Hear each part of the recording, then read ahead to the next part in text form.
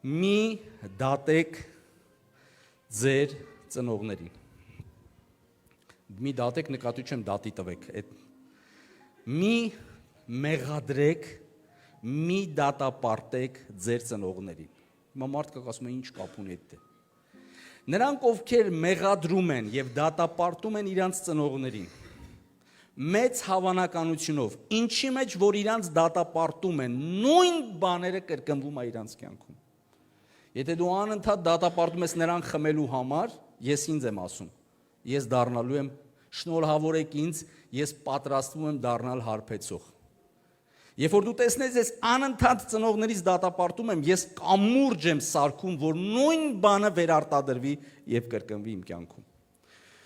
Դու կարաս ասես շատ սուր բան ես ասում, բայց կյանքը այդպես է, նույն բաները կրկնվում եւ կրկնվում է։ Ինչ անես, մի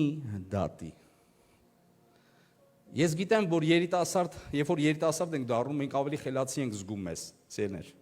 Երբ որ մենք տեսնում ենք մաման պուլտից գլուխ չի անում, մենք հեռախոսից գլուխ ենք անում, դա մեզ իրավունք է վերապահում, ասենք մենք բաներ ավելի լավ ենք հասկանում։ Ծնողներին իմ կոչը քեզ մի մեղադրի եւ մի դատապարտի, ինչ արա, օրհնի, ինչ որ այա, ինչ որ արել են, չեն արել, իրանց պատճառով է, իրանց սխալի պատճառով է, համաձայն եմ, ես ծնողներին չեմ արդարացնում։ Օրհնի ծնողիդ, պատվի ծնողիդ։ Դրանով գիտես ինչ արա, այդ կամուրջը,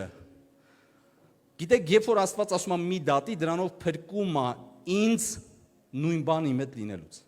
Ոչ թե այդ մարդու կողմից Աստված ասում է մի դատի, ես իրա կողմից եմ, Աստված մարդուն է փրկում տվյալ իրավիճակի վերարտադրվելուց։ Եվ հատկապես ծնողների համար ինչ եմ ասում, ծնողների սա շատ տարածված խնդիր ու բարդույթ է, որ երեխաները բացահայտում են իրանց ծնողներին, հիմնականում գիտեք, երբ ենք բացահայտում 16-ից, 15-ից։ Ոնց որ արդեն ջոգում է, հա, աստորեն մաման մաթեմից թույլ է եղել, հա։ Աստորեն պապաս вообще քիմիայից չի հասկանում։ Ասենք դպրոցական սկսում ատեն, մենք սկսում ենք բացահայտել ծնողը ինչեր չգիտի եւ կամած այն բուրգը, որ ծնողները սարքել են, սկսում է քանդվել եւ ծնող երեխայի մոտ գալիս է շոկ։ Ոնց իմ մաման ամենագետ չի, իմ մաման այն հզոր մեկը չի, պապաս ոնց չելավեք պաուկը չի, Բեթմենը չի, իհարկե սովորականը մեկն է։ Այս նույն բանը երբեմն կառուցում է հովիվների նկատմամբ։ Ոնց մեր հովիվը ջուր է խմում, հաց է ուտում։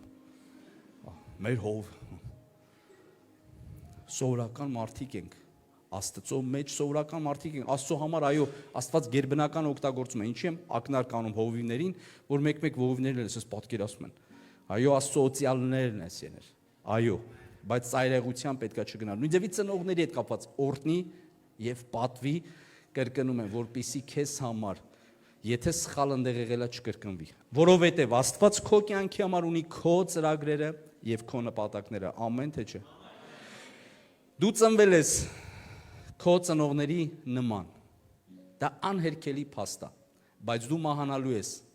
ըստ այն որոշումների, ինչ որ դու կայացնելու ես։